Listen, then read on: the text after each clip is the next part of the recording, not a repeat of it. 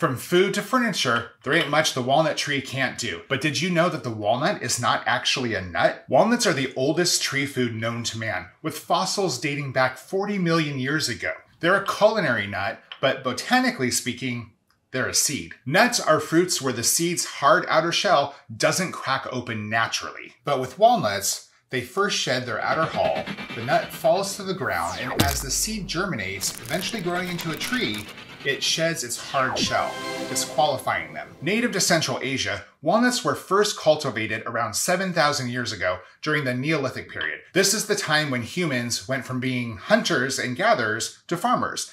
Basically prehistoric Farmville. But it wasn't until ancient Greece that growing walnuts was really a thing. The Greeks were already farming native walnuts, when legend has it that Alexander the Great brought a new variety back from Persia. The Greeks crossbred this new walnut with their own into what they called the Persian nut. After conquering Greece, Rome began farming and trading Persian walnuts across southern Europe and northern Africa. But it was the English merchant marines who helped the walnut spread across the world. In-shell walnuts keep for months, so they were well suited for lengthy old world trade routes. That's why the Persian and English walnut variety are one and the same. No surprise, they're delicious, nutrient-dense, and packed with calorie-rich fats and oils, like omega-3 fatty acids, which humans can only get by eating stuff, making walnuts a great addition to baked goods, yogurts, and stir-fries. They're also rich in plant-based protein and antioxidants, and high in important vitamins and minerals such as potassium, iron, and calcium. 99% of all US-grown walnuts come from, can you guess?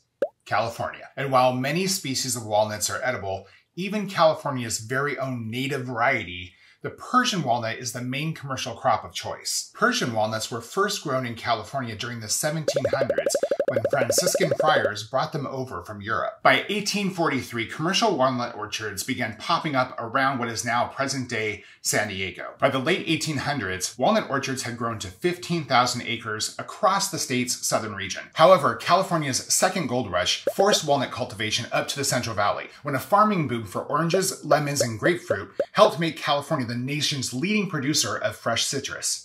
By 1940, the state's walnut groves were in the range of 130,000 acres. Today, it's over 225,000 acres. Typically, Persian walnut varieties are grafted onto native, pest-resistant rootstock to ensure proper production, because it can take up to 7 years for a walnut tree to produce commercial-grade walnuts. Walnut blossoms begin to flower during springtime, and because they're self-fertile, no pollinators are required. Fruit grows over the summer, and by fall, they are ready to harvest. This is when the green hull begins to split and the nuts fall to the ground. By November, all of the leaves are gone and won't return until after frost is over, sometime in April. Walnut orchards produce nuts for about 35 years, but can remain productive up to 100 years. Trees are mechanically shaken, causing the nuts to fall. A specialized sweeper then comes in, gathers them into rows, when a harvester then transfers the nuts into a trailer. The outer hulls are removed with a huller, and the nuts are then dehydrated, where they are then stored until needed for cracking.